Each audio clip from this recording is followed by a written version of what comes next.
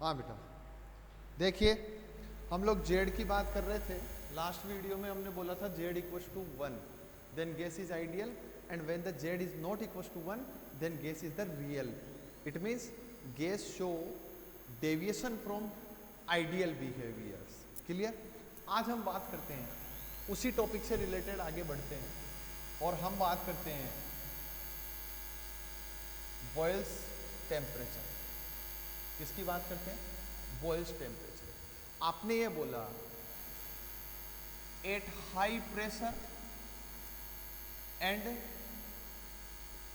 Low temperature, at high pressure and low temperature gas is real, gas is real. अब gas real है तो वो temperature कितना हो सकता है, या मैक्सिमम या मिनिमम आप कितना टेम्परेचर ले सकते हैं जिसपे गैस जो है वो आइडियल बिहेवियर शो ना करके रियल बिहेवियर शो करे या डेविएशन शो करे। तो हमने ये कहा कि एक ऐसा टेम्परेचर है जो इसे हम बॉयल्स टेम्परेचर बोलते हैं। और ये जो बॉयल्स टेम्परेचर है, इस बॉयल्स टेम्परेचर के लिए हम ये बोल सकते हैं the temperature at which a real gas obey ideal gas low. A temperature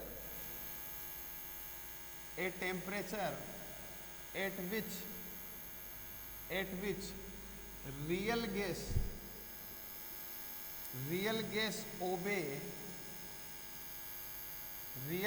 obey ideal gas law on the applicable range of pressure.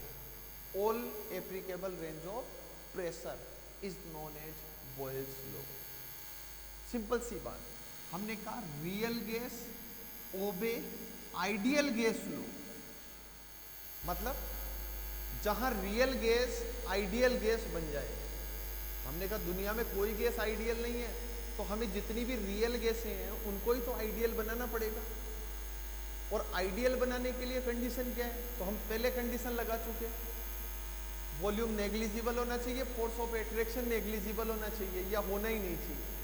वो केस था आइडियल। अब हम यहाँ बात कर रहे हैं, क्योंकि हमने रियल गैस की बात कर ली, इसलिए अब हम बात कर रहे हैं कि एक ऐसा टेम्परेचर है इस दुनिया में जिस टेम्परेचर पे रियल गैसें आइडियल बिहेवियर शो कर सकती है। रियल गैसें कौन सा बिहेवियर शो कर सकती है?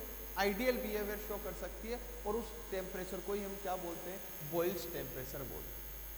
हमने कहा ये जो टेम्परेचर है, इस टेम्परेचर पे तो देखो सिंपल सी बात है, बॉयल्स टेम्परेचर वो टेम्परेचर है जहां जेड इक्वल टू 1 हो जाएगा। क्या रहे?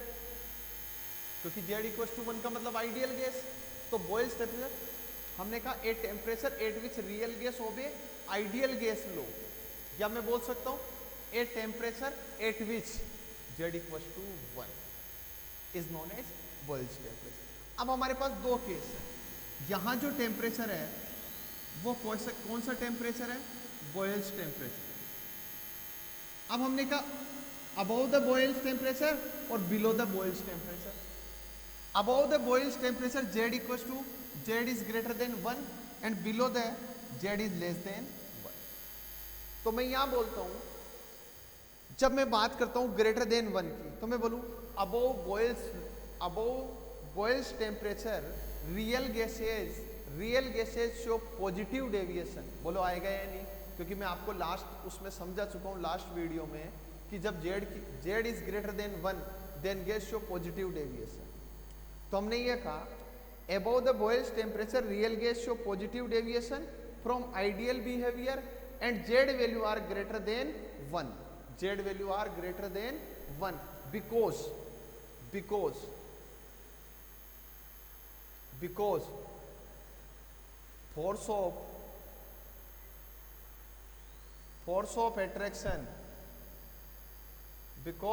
of attraction are negligible, या मैं ऐसे बोल दूं weak. Force of attraction are weak. जब फोर्स ऑफ एट्रैक्शन की वैल्यू बहुत वीक है तो हम कहेंगे रियल गैस होगी, वो पॉजिटिव डेविएशन शो करेगी। बट अगर हम बात करें बिलो द बॉयल्स टेम्परेचर, तो बिलो द बॉयल्स टेम्परेचर हमारे पास क्या इस तरह का ग्राफ था? क्या रहे? ये देखो, पहले गैस यहां तक आई, फिर उसके बाद ऊपर जा रही है। तो मैं ये बोलूंगा कि below the Boyle's temperature, when pressure is low then Z value is minimum and a last point there maximum minimum value है जेड की, उसके बाद ये मिनिमम वैल्यू यहां से वैल्यू वापस क्या होने लग गई, इंक्रीज होने लग गई। तो मैं ये बोल सकता हूं सेकंड केस में जब मैं इसकी बात करूं बॉइल्स टेम्परेचर से बिलो कंडीशन की अगर हम बात करें तो हम क्या कहेंगे, below Boyle's temperature real gas first decrease in Z value with increasing pressure after reaches maximum value of Z on further increasing in pressure the value of Z increase constantly, the value of Z increase constantly, increase हो रहा है, clear. तो boils temperature क्या है, temperature at which real gas show ideal gas भी होगी, या मैं बोल सकता हूं temperature at which Z equals to, clear.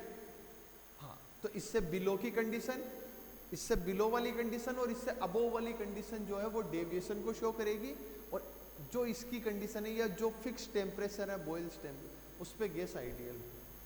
अच्छा, ये जो बॉइल्स टेम्परेचर है इसको कैलकुलेट कैसे करें, तो हम ये बोलेंगे TB equals to A upon में BR।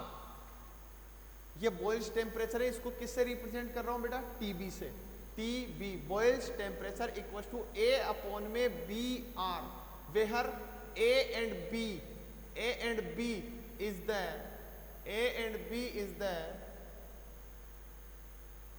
van der Waals constant, A and B is the van der Waals constant, okay. और R आपको पहले से ही पता है, what is the R? R is the universal gas constant, ठीक है।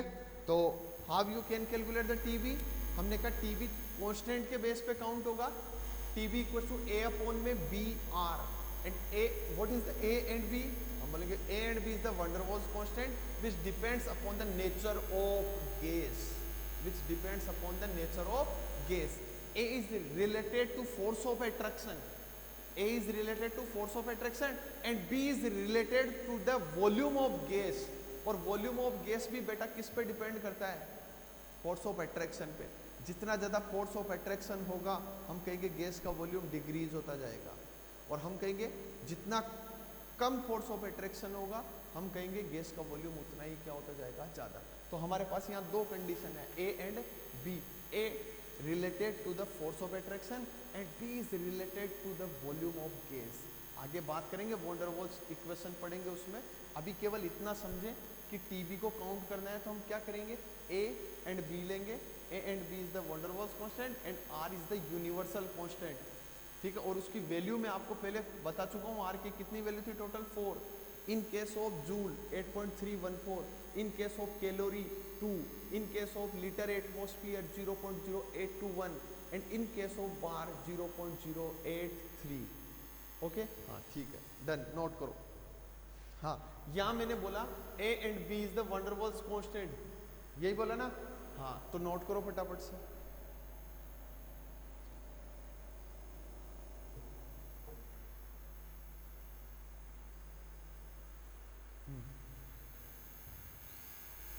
क्लियर, चलो अब एक रिलेशन सिंपल सा यहाँ और डेवलप कर सकते हैं हम, या हम सिंपली ऐसे बोल सकते हैं कि ये जो आपका बॉइल्स टेम्परेचर है TB, ये बॉइल्स टेम्परेचर जो है TB ये डायरेक्टली प्रोपोर्शनल होगा नेचर ऑफ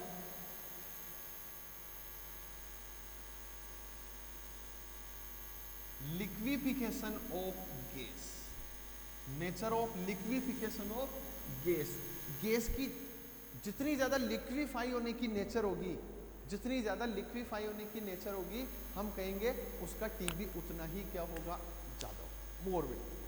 अच्छा, गैस लिक्विफाई कैसे हो रही है, तो आपने पहले क्लियर कर लिया कि जब आप गैस पे प्रेशर लगाओगे तो गैस के जो मॉलिक्यूल्स हैं वो पास आएंगे, उनके पास आने से फोर्स ऑफ अट्रैक्शन डेवलप होगा, और फोर्स ऑफ अट्रैक्शन डेवलप होगा तो गैस किस में चेंज हो जाएगी, लिक्विड फेज में चेंज हो जाएगी। क्लियर।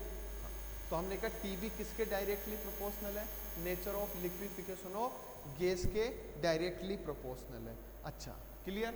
तो टीबी काउंट करने का आपके पास एक फॉर्मूला था, TB equal to A upon B R. ये जो टीबी है इसको मैं एक और टेम्परेचर लेता हूं जिसको इन्वर्जन टेम्परेचर क्या बोल सकते हैं? इन्वर्जन टेम्परेचर बोल सकते हैं। अच्छा जो इन्वर्जन टेम्परेचर है मतलब TB equal to half T I inversion temperature आगे आएगा। यहाँ इसका कोई यूज नहीं है, जो टॉपिक अभी पढ़ रहे हो उसमें इसका कोई रोल नहीं है। आगे जब हम पढ़ेंगे लिक्विफिकेशन ऑफ गैस उसमें हम इन्वर्जन टेम्परेचर की बात करेंगे, इसलिए अभी मैं केवल फॉर्मूला लिखा रहा हूँ, इसकी कोई बात नहीं कर रहा हूँ, आगे हम इसकी बात कर लेंगे। तो मैंने आपको एक फॉर्मूला ये दिया, एक फॉर्मूला ये दिया, TB equal to A upon B R, all are the constant, a and b is the van der Waals constant and r is the universal gas constant. And second formula TB equals to half Ti, and what is the Ti? I means inversion, I means inversion temperature. So boils temperature is the half of inversion temperature. Clear. और inversion temperature अभी discuss नहीं करना, ठीक है। चलिए एक question लिखो, फटाफट से क्वेश्चन नोट करेंगे। Value of A and B, value of A and B in litre atmosphere is, यहां लिख देता हूं, value of A and B is in litre atmosphere is 0.246 and 2.67 into 10 to the power minus 2. Then calculate the TB. देखो A की value दे दी और B की value दे दी और क्या काउंट कराया? TB। तो ये फॉर्मूला लगेगा। इस फॉर्मूले के according TB equal to A की वैल्यू कितनी है? 246 अपॉन में B की वैल्यू कितनी है? 2.67 इंटू 10 टू की पावर माइनस 2 इंटू, अच्छा ये वैल्यू किस में है बेटा? लीटर एटमोस्फियर में है क्या? और लीटर एटीएम यहाँ आ रहा है, इसका मीन R की वैल्यू, R जो गैस कांस्टेंट है उसकी वैल्यू लीटर एटमोस्फियर में लेनी है और लीटर एटमोस्फियर में उसकी वैल्यू होती है 0.0821 होती है क्या? क्लियर। इन सबको लिख के इसको सोल्व आउट करेंगे तो यहाँ से TB की जो वैल्यू आएगी वो 112.22 डिग्री सेंटीग्रेड आएगी। TB की वैल्यू कितनी आई? 112.22 डिग्री सेंटीग्रेड। और अगर आपको इसको केल्विन में लिखना है, किस में लिखना है? केल्विन में। तो TB इक्वल टू आ जाएगा माइनस 160.78 केल्विन। ये इसको सोल्व आउट करने पे वैल्यू है।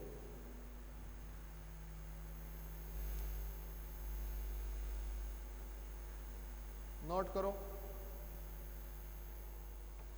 चलिए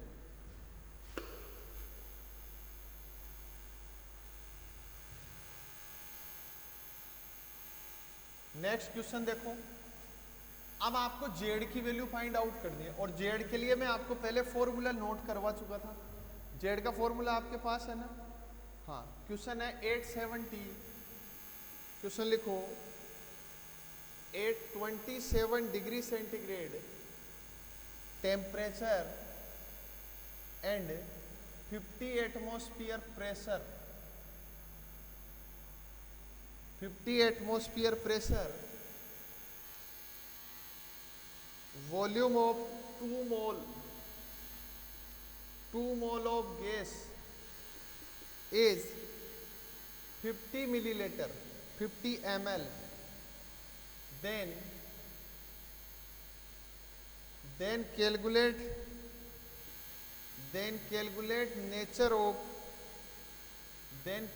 nature of gas। देखो क्या कैलकुलेट करना है? Nature of gas.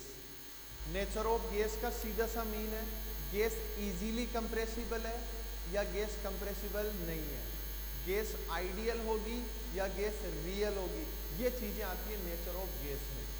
If value of Z is 1 then gas is ideal and if value of Z is not equal to 1 then gas is real. अब Z में फिर आपके पास दो गैस है, Z is greater than 1 and Z is less than 1। If Z is greater than 1, then gas is more difficult to compressible, मतलब less compressible है. और जब Z की वैल्यू less than 1 है तो हम बोलेंगे this gas is highly compressible, easily compressible. ठीक है, तो देखो इसके अकॉर्डिंग हम बात करें Z की. अच्छा, Z आपको काउंट करना था, तो Z काउंट करने के लिए आपके पास एक फॉर्मूला था. हाँ बोलो क्या था? Z equal to PV upon में NRT. यही था क्या? बोलो. क्या आपको इस पूरे क्वेश्चन में कई मोल दिए हुए हैं क्या? हाँ, तो हमारे पास गैस के कितने मोल है? 2 मोल. 2 mole of gas. तो then value of N is equal to 2. यहाँ लिख दूँ क्या? P equal to 50 atmosphere, V equal to 50 ml, N equals to 2, R is the gas constant, R is the gas constant. यहाँ ATM आ गया क्या? और जब एटमॉस्फेयर आ गया तो लीटर ATM में वैल्यू आएगी 0.0821 आएगी, litre atmosphere. And what is the T? T is the 27 degree centigrade. और जो 27 है उसमें 273 ऐड करेंगे तो वो कितना हो जाएगा बेटा? 300 केल्विन. ये सारी वैल्यू आपको यहाँ पुट करनी है और वैल्यू पुट करके आपको क्वेश्चन सोल्व आउट करना है. ठीक है, लेकिन एक चीज़ आप और फिक्स कर लें, जब भी आप वॉल्यूम लिख रहे हैं तो वॉल्यूम हमेशा लीटर में यूज में आएगा. ठीक बात है. यहाँ वॉल्यूम आपको किस में दिया हुआ है? 50 ml में. तो बेटा इसको लीटर में चेंज कर लेना. क्लियर? लीटर में चेंज कर लोगे तो ये क्या हो जाएगा? अपॉन में क्या आ जाएगा? 1000. 50 अपॉन में 1000 लीटर, ऐसे लिख दूँ. अब इसको यहाँ पुट करो. Z इक्वल टू P की वैल्यू बोलो 50 अपॉन में 1000 इंटू N की वैल्यू 2, 0.0821 इंटू 300. सोल्व आउट कर लोगे. Z इक्वल टू 0 से 0, 0 से 0 कैंसिल, 5 से 1, 2 टाइम कैंसिल. ऊपर कितना बच रहा है? केवल 5. 5 से 1, 5 से 6, 0, 60 टाइम कैंसिल. मतलब ये हो गया 1 अपॉन में 4 इंटू 0.0821 इंटू 60. आगे आप सोल्व आउट करें. इसको जब आप सोल्व करेंगे तो आपके पास अप्रोक्सीमेट Z वैल्यू आएगी 0.05, 0.05, विच इज Z इज इसके according Z is less then